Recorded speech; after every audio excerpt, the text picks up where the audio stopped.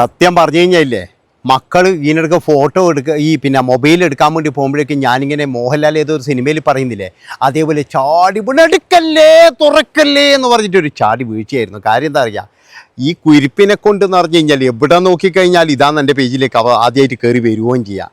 സത്യം പറയാലോ, നാണം കെട്ട് പോവാന്ന്. എൻ്റെ പൊന്നെ സഹോദരി, എന്തിൻ്റെ സൂക്കാടാന്ന് നിങ്ങൾക്ക് അത് പറയാറ്. നിങ്ങൾക്ക് ഇതൊക്കെ ഇങ്ങനെ പിടിച്ചിട്ട് ഫേസ്ബുക്കിലിട്ട് എന്ത് കിട്ടാനാണ് എനിക്ക് മനസ്സിലാകുന്നില്ല. ഡോളറിന് വേണ്ടിയിട്ടാണെന്ന് എനിക്ക് തോന്നുന്നില്ല. കാരണം എന്താ വെച്ചാൽ ഇഷ്ടം പോലെ ഉണ്ടാക്കിയിട്ടുണ്ട്, ഇഷ്ടം പോലെ പൈസ നിങ്ങൾക്ക് വന്നിട്ടുണ്ടായിരുന്നു. പിന്നെ എന്ത് കണ്ടിട്ടാണ് ഇതൊക്കെ ചെയ്യുന്നതെന്ന് എനിക്ക് മനസ്സിലാകുന്നില്ല. എൻ്റെ പൊന്നു പങ്ങളെ സത്യം പറയാറുണ്ട്, നിങ്ങളുടെ അവസ്ഥ ആലോചിക്കുമ്പോൾ ഇല്ലായിരുന്നു, നിങ്ങളുടെ മക്കളുടെ അവസ്ഥ ആലോചിക്കുമ്പോൾ ഇല്ലേ. ഇനി പറഞ്ഞോ വേണമെങ്കിൽ വന്നിട്ട് പറഞ്ഞു, ആ ചേട്ടന് എൻ്റെ മക്കളുടെ കാര്യം ഇല്ല, ഇതൊക്കെ ഉണ്ടാകാൻ പോകുന്നേ ഉള്ളൂ, അന്ന് അപ്പോഴേക്കെന്ന് പറഞ്ഞു കഴിഞ്ഞാൽ ദുഃഖിക്കേണ്ടി വരും എന്നാണ് എനിക്ക് പറയാനുള്ളത്. എത്രയെത്ര കുടുംബങ്ങളാണ് നിങ്ങളെ പേടിച്ചിട്ട് നിൽക്കുന്നതെന്നറിയാം. അതായത് കുടുംബങ്ങളുള്ള മക്കളും മറ്റേവരൊക്കെയുള്ള കുടുംബങ്ങൾ അബദ്ധത്തിനെങ്ങാറ്റം നിങ്ങൾ കയറി വരുമ്പോഴേ അവരോടുള്ള ചോദ്യങ്ങൾ നിങ്ങൾക്കറിയോ. നിങ്ങളെ പേടിച്ചിട്ട് നമ്മൾ പണ്ടൊക്കെ ടി വിയിലായിരുന്നു ഇതൊക്കെ കണ്ടുകൊണ്ടിരിക്കൽ. അതായത് ചില നല്ല നല്ല വീഡിയോസും കാര്യങ്ങളൊക്കെ നമ്മൾ ടി വിയിൽ കാണും. ഇപ്പോഴും നിങ്ങളെ പോലെയുള്ള ആൾക്കാരെ പേടിച്ചിട്ട് അതുപോലും കാണാൻ കഴിയുന്നില്ല നമുക്ക്. അതാണ് നിങ്ങൾ മനസ്സിലാക്കേണ്ടത്. അതായത് ഇവരെ പേടിയാടോ, നമ്മളിങ്ങനെ നോക്കുമ്പോഴായിരിക്കും ഇവർ മറ്റേ ഈ ഡാൻസും കളിച്ചുകൊണ്ട് ഇങ്ങനെ വരുന്നത്. ഇത് കണ്ടു കഴിഞ്ഞാൽ പിന്നെ നമ്മൾ തൊലി ഉരിഞ്ഞു പോകത്തില്ലേ. എന്ത് ബോറാ ഇത് എന്തൊരു നല്ലതാണ് നിങ്ങൾ വിചാരിക്കുന്നത്. അതായത് വളരെ ബോറാണ് നടന്ന് എന്തോ ആരെയൊക്കെയോ തെറി പറയിക്കാൻ വേണ്ടിയിട്ട് എന്തോ കോപ്രായം കെട്ടിയിട്ട് ഇത് ചെയ്യുന്നത് പോലെ വേറെ ഒന്നുമില്ല. അത് നിങ്ങൾ തന്നെ കണ്ടോക്ക്. ഒരു പക്ഷേ എന്ന് പറഞ്ഞ് എനിക്ക് തോന്നുന്നതെന്ന് വെച്ചാൽ നിങ്ങളുടെ എന്തോ ചില്ലറകൾ വാങ്ങിയിട്ട് ചില ആൾക്കാർ ചേച്ചി അടിപൊളി കേട്ടോ, ചേച്ചി ഈ ഡാൻസ് ഇതാ ഒറിജിനാലിറ്റി ഒരു ഇത്ര ഡാൻസ് ഇല്ല കേട്ടോ, ഇത് അവൻ കളിച്ചതുപോലെ ഇത്ര ഇല്ല കേട്ടോ, നിങ്ങൾ കളിച്ച അടിപൊളിയാണ്, ഇങ്ങനെ പറയാൻ 10 പേരുണ്ടെങ്കിൽ അവർ നിങ്ങളെ കൊണ്ടെന്ന് പറഞ്ഞു കഴിഞ്ഞാൽ എന്താ അവരുടെ ഉള്ളിൽ പോയിട്ട് ചിരിക്കലായിരിക്കും അവർ. അപ്പം നിങ്ങൾ പറയും ചിരിച്ചാൽ കുഴപ്പമില്ല, അല്ലെങ്കിൽ വേറെ എന്തെങ്കിലും കണ്ടാൽ കുഴപ്പമില്ല, അച്ഛൻ കണ്ടാൽ കുഴപ്പമില്ല, അമ്മ കണ്ടാൽ കുഴപ്പമില്ല, ഇതിലും വലിയ വീഡിയോസ് ചെയ്യുന്ന ആൾക്കാരുണ്ട് എന്നൊക്കെ നിങ്ങൾ പറയും. പക്ഷെ വേറൊരു കാര്യമുണ്ട്, നിങ്ങൾ ഇടയ്ക്കിടയ്ക്ക് വന്നു പറയുന്ന തത്വങ്ങളുണ്ട്, അതാണ് നിങ്ങളെ വ്യത്യസ്തയാക്കുന്നത്. അതായത് നിങ്ങൾ ചില സമയത്തൊക്കെ വന്നിട്ട് ഇതൊന്നും വലിയ പ്രശ്നമല്ല, ഇതൊക്കെ കുടുംബങ്ങളിലുള്ളതാണ് എന്നുള്ള തരത്തിൽ ചില തത്വങ്ങൾ, മറ്റുള്ളവരൊന്നും അങ്ങനെ തത്വം പറയാൻ വരുന്നില്ല. അതാണ് മനസ്സിലാക്കേണ്ടത്.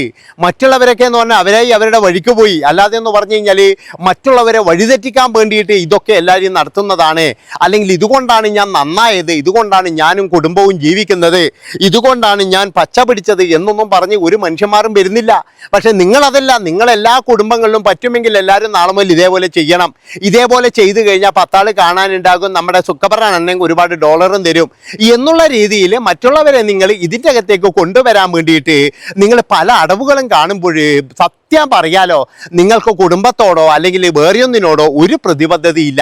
ഒരു പക്ഷേ എന്ന് പറഞ്ഞാൽ നിങ്ങളുടെ ഭർത്താവും നിങ്ങളെ മക്കളും നിങ്ങളെ പിന്നെ എന്നാലും അച്ഛനും അമ്മയൊക്കെ എന്ന് പറഞ്ഞാൽ നിങ്ങളെ അങ്ങ് ഇങ്ങനെ നോക്കിയിട്ട് ഇങ്ങനെ ഇരിക്കുന്നുണ്ടാവും. അവരൊക്കെ ഇതാ എന്ത് ചെയ്യാനാണ് ഈശ്വര, എന്ത് ചെയ്യാനാണ് എന്ന്.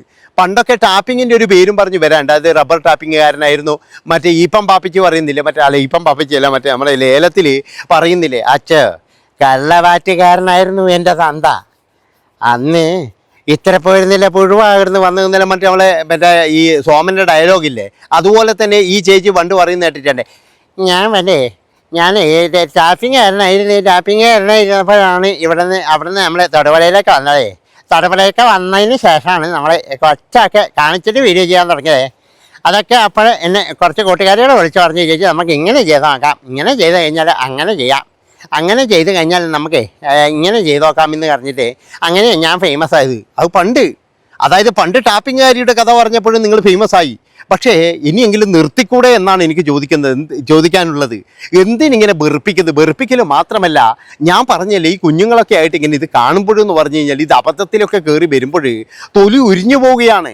അതാ മനസ്സിലാക്കേണ്ടത്. ഇത് എൻ്റെ മാത്രം അഭിപ്രായമല്ല, ഒരു കൂട്ടം അതായത് നമ്മുടെ സമൂഹത്തിലുള്ള അല്ലെങ്കിൽ അതിൻ്റെ അടിയിൽ വന്ന കമൻറ്റുകൾ നോക്കിക്കഴിഞ്ഞാൽ നിങ്ങൾക്ക് മനസ്സിലാകും. ആ കമൻറ്റിൽ മുഴുവൻ പറയുന്ന കാര്യം തന്നെയാണ്. അതുകൊണ്ട് എൻ്റെ പൊന്ന സഹോദരി, വേണമെങ്കിൽ നിങ്ങൾക്കൊരു കാര്യം ചെയ്യാം. ഇനിയിപ്പോൾ പൈസയാണ് നിങ്ങളുടെ ആവശ്യമെങ്കിൽ നിങ്ങളൊരു കാര്യം ചെയ്യും, ഇതൊന്നും ഈ പബ്ലിക്കായിട്ട് ഇങ്ങനെ ഇടാതെ വല്ല ഏതെങ്കിലും വേറെ എന്തെങ്കിലും സൈറ്റോ അല്ലെങ്കിൽ ഇതായിരിക്കും കാണ്ടേച്ച അവന്മാർക്കോ അല്ലെങ്കിൽ മറ്റേ ഇവരൊക്കെ ചെയ്തതുപോലെ എന്നാണ് സബ് ചെയ്തവർക്കോ അങ്ങനെ എന്തിനാ വെറുതെ എങ്കിലും പബ്ലിക്കിലായിട്ട് ഇങ്ങനെ നമ്മളൊക്കെ നാണം കെടുത്തുന്നത്. അതാണ് ഞാൻ പറഞ്ഞല്ലോ, നിങ്ങളിലൊരു പ്രതീക്ഷ ഉണ്ടായിരുന്നു, അത് നിങ്ങൾ നശിപ്പിച്ചു. അതായത് നിങ്ങൾ ചില തത്വങ്ങൾ പറയുമ്പോൾ നമ്മൾ ചേച്ചി തത്വം പറയുന്നുണ്ടോ എന്നൊക്കെ വിചാരിച്ച് നമ്മൾ അഭിമാനിച്ചിരുന്നു. ആ അഭിമാനം ഞങ്ങളെ ഇപ്പോഴും അപമാനമാക്കി മാറ്റിയിരിക്കുകയാണ്. സഹിക്കാൻ കഴിയത്തില്ല. ഒരുപാട് പേര് നിങ്ങളെ ഞങ്ങൾ ഭയങ്കരമായിട്ട് അഭിമാനിച്ചിരുന്നു, ഒരുപാട് പേര്. പക്ഷെ ഇപ്പം നിങ്ങൾ അപമാനിച്ചു കൊണ്ടിരിക്കുകയാണ് ഞങ്ങളെ. പിന്നെ നിങ്ങൾ പലരെയും ഉപദേശിക്കുന്നതായിട്ട് ഞാൻ കണ്ടു. അതായത് മറ്റുള്ളവരെ ഉപദേശിക്കാനും നിങ്ങൾ ഭയങ്കര മിടുക്കിയാണ്. അവൾ അങ്ങനെയാണ് കുഞ്ഞുങ്ങളെ നോക്കുന്നത്, അവൾ ഇങ്ങനെയാണ് കുഞ്ഞുങ്ങളെ നോക്കുന്നത്. ഒരു പ്രാവശ്യം രേണുസുതിയെ പറയുന്നത് ഞാൻ കേട്ടതാണ്. എന്താ പറഞ്ഞത്? അവൾ അങ്ങനെയാണ് കുഞ്ഞുങ്ങളെ നോക്കുന്നത് കേട്ടോ, ഞാൻ ഇങ്ങനെയാണ് കുഞ്ഞുങ്ങളെ നോക്കുന്നതെന്ന്. എന്തോന്നായത്? അവരങ്ങനെയാണ് നോക്കുന്നത്, ഞാൻ ഇങ്ങനെയാണ് നോക്കുന്നതെന്ന്. ഒരു കാര്യം ഞാൻ നിങ്ങളോട് പറയാം, അതായത് നിങ്ങളുടെ ഈ ഫോട്ടോയും കാര്യങ്ങളും ഈ ഡാൻസും ഇതൊക്കെ കാണാൻ വേണ്ടിയിട്ട് കുറേ വരുന്നത് എന്ന് പറഞ്ഞാൽ കുറേ ഞരമ്പന്മാരാണ്. അല്ലാതെ നിങ്ങൾ ഉദ്ദേശിക്കുന്നത് പോലെ എന്ന് പറഞ്ഞു കഴിഞ്ഞാൽ വലിയ വലിയ വലിയ ഇതൊന്നുമല്ല.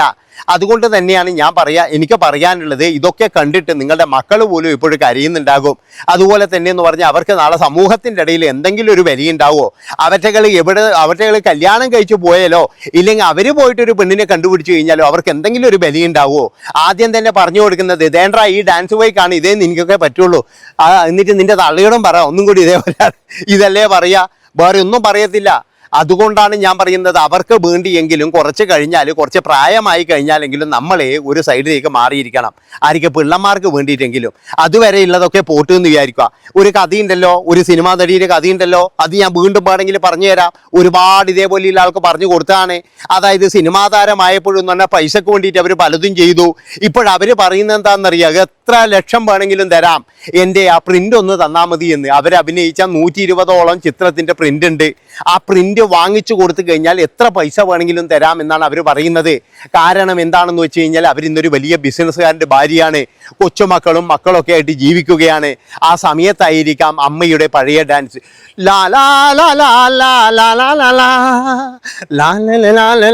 ലാ ലാ ലാ അങ്ങനെ ഇരിക്കുമ്പോഴാണ് മറ്റേ ഉമ്മ ഉമ്മ ദാ വരുന്നു നോക്ക് എന്ന് പറഞ്ഞിട്ട് വരുന്നുണ്ടോ. സത്യം പറയാ, അവരുള്ള കാര്യമാണ് പറഞ്ഞത്. അവരിതിനിടയ്ക്ക് വന്ന് കരഞ്ഞു പറയുകയാണ്, പണ്ട് ഞാൻ അഭിനയിച്ച പ്രിന്റ് മലയാളത്തിലും തമിഴിലുമായിട്ട് അവരാ ഈ ഐറ്റം ഡാൻസിന് മാത്രമാണ് കൊണ്ടുവരുന്നത്. അപ്പം അത് അഭിനയിച്ച ആ പ്രിന്റ് ഉണ്ടെങ്കിൽ എനിക്ക് തന്നു കഴിഞ്ഞാൽ എത്ര ലക്ഷം വേണമെങ്കിലും ഞാൻ കൊടുക്കാമെന്ന്. കാരണം എന്താ അറിയാ, ആകെ അവരെ ഉപയോഗിച്ചിരിക്കുന്നത് ഇത്രയും ഇതും മാത്രമാണ്, വേറെ ഒന്നുമില്ല. അതാണ് ഈ സ്ക്രീന് മുഴുവൻ എന്ന് പറഞ്ഞു കഴിഞ്ഞാൽ ഈ ഇങ്ങനെ 4 ഇളക്കൽ മാത്രം, വേറെ ഒന്നുമില്ല. ഇത് കാണുമ്പോൾ അവർക്ക് നാണക്കേടല്ലേ. അവർക്ക് ശരിക്കും പറഞ്ഞു കഴിഞ്ഞാൽ TV നോക്കാൻ കഴിയുന്നില്ല, ഒരു സിനിമ കാണാൻ കഴിയുന്നില്ല. അതിൻ്റെ ഇടയ്ക്കിടയ്ക്ക് എന്ന് പറഞ്ഞു കഴിഞ്ഞാൽ ചിലപ്പോൾ ഈ പാട്ടും വരുവായിരുന്നു.